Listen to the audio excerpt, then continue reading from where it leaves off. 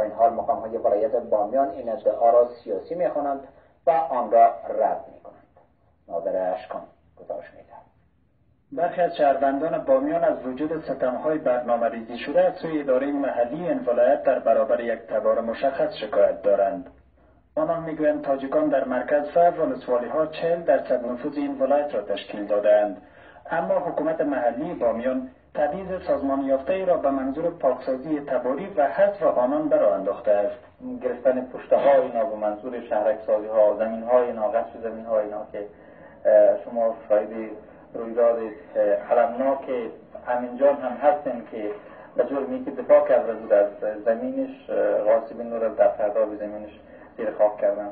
پیش از این نیز جنبش عدالت‌خواهی و برابری تاجیکان بامیان را پیمایی اعتراض‌آمیز را به همین منظور در کابل راه اندازی کردند که در نتیجه آن هیئتی از مرکز به این ولایت فرستاده شد. اما پیامد آن چه بود؟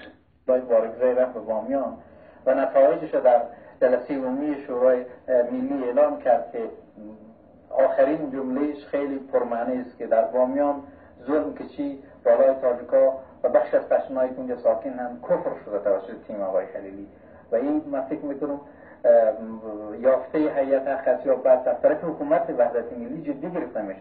و اما اداره محلی ولایت بامیان این ادعاها را بی بنیاد میخواند و رد میکند.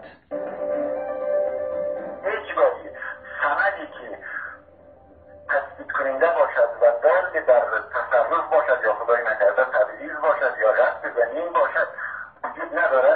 ناشی از ادعاهای علوم شهروندها باشه.